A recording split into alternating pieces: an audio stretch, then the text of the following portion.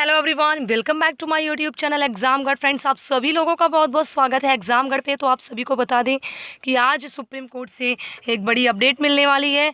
सभी छात्रों की परीक्षा रद्द करने वाली याचिका पर आज आखिरी सुनवाई है। उम्मीद नहीं है बल्कि पूरी तरह से कन्फर्म है कि आज आखिरी सुनवाई हो जाएगी, क्योंकि यूजीसी ने भी और गृह मंत्रालय ने भी अपना जवाब सुप्रीम कोर्ट में दाखिल कर दिया है।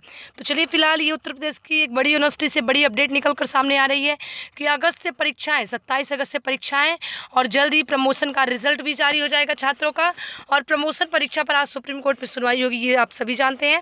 छात्रों के प्रमोशन का नोटिस हुआ जारी पूरी यूनिवर्सिटी की। ये अपडेट आप देखिएगा कि जो पूरी अपडेट है यूनिवर्सिटी की, एक बड़ी अपडेट निकल कर सामने आ रही है। उत्तर प्रदेश की एक बड़ी यूनिवर्सिटी है।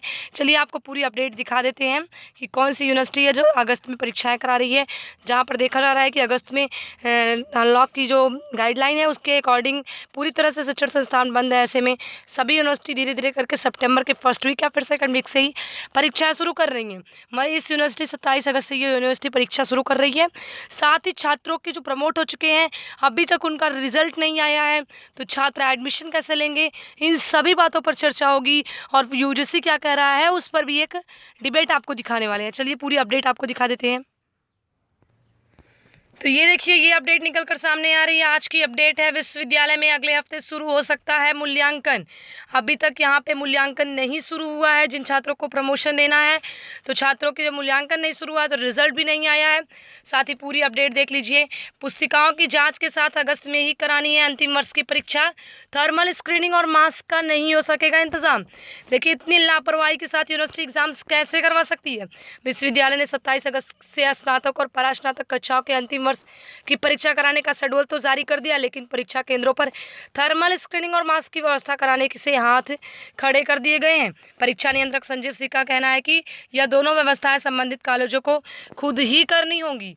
विलय और एमफिल को नियमावली में शामिल करने के लिए भेजा पत्र। ये आपके लिए ज़्यादा इंपॉर्टेंट अपडेट नहीं है, फिलहाल आपके लिए यही अपडेट है कि उत्तर पुस्तिकाओं की जांच के साथ अगस्त में ही करानी है अंतिम वर्ष की परीक्षा।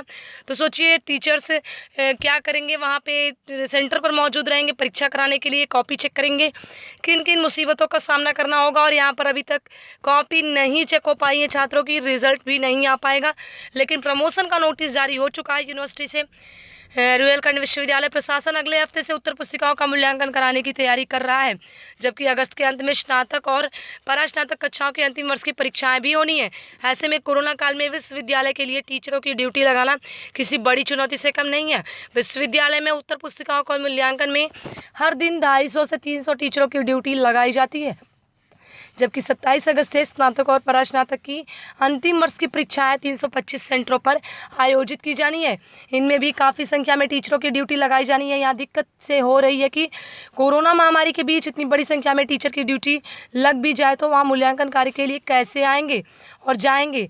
जबकि उत्तर पुस्तिकाओं का मूल्यांकन समय से नहीं शुरू हुआ तो समय से रिजल्ट तैयार कर पाना मुश्किल होगा। हालांकि विश्वविद्यालय प्रशासन ने दोनों महत्वपूर्ण काम समय से कराने में जुट गया है। मूल्यांकन अगले सप्ताह से शुरू होने की संभावना है। अनिल शुक्ला कुलपति जी क्या कर रहे हैं मूल्यांकन पर।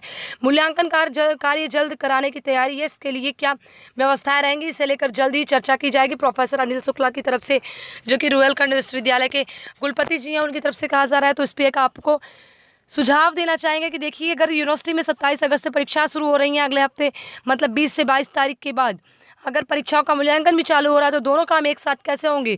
या फिर जो टीचर्स हैं वो सेंटर पर मौजूद रहें, क्योंकि वहाँ पर देखभाल करनी होगी और बहुत ही सावधानी के साथ एग्ज़ाम्स करवाने होंगे। जिस तरह से 1-2 स्टूडेंट्स एक बेंच में बैठ कर एग्ज़ाम देते थे, वहीं एक स्टूडेंट्स को बैठाया जाएगा।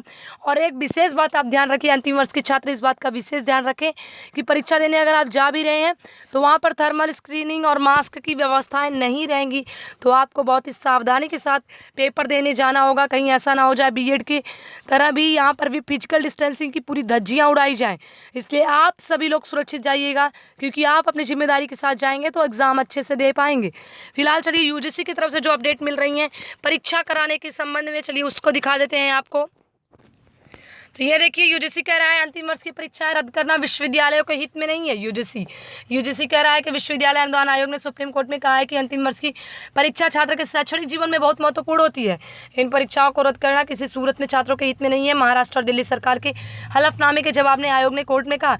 तो मैं यूजीसी से पूछना चाहूँगी, आप सभी छात्रों का यही सवाल होगा कि जिस सेमेस्टर के छात्रों ने पढ़ाई नहीं की है, शिक्षा मंत्री जो कि दिल्ली के हैं वो मनीष सिसोदिया जी ने भी यही कहा कि जिस सेमेस्टर में छात्रों के 8वें सेमेस्टर में पढ़ाई नहीं हुई है तो उस सेमेस्टर में छात्र अगर परीक्षा देके भी रिजल्ट प्राप्त कर लेता है, ओपन बुक एग्जाम करवाएगा लेकिन पूरी तरह से सक्सेस नहीं हुए, और अगर परीक्षा देके रिजल्ट आया उस रिजल्ट का क्या मतलब होगा। छात्र को प्रॉब्लम से डाल के आप रिजल्ट तो दे देंगे लेकिन उसका मतलब क्या निकलेगा। फिलहाल यूजीसी अपनी बात पे अड़ा हुआ है। आज सुप्रीम कोर्ट में एक अंतिम फैसला होने वाला है। छात्रों के हित में होगा या अहित में होगा वो तो देखने वाली बात होगी। 11:30 बजे के आसपास सुनवाई शुरू हो जाएगी। आपको अपडेट दी जाएगी। 11-12 बजे के आसपास ही शुरू होगी सुनवाई पिछले दिनों की तरह।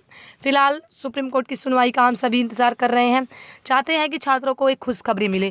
फिर मिलते हैं नेक्स्ट वीडियो में, तब तक के लिए कीप सपोर्टिंग। जय हिंद, वंदे मातरम।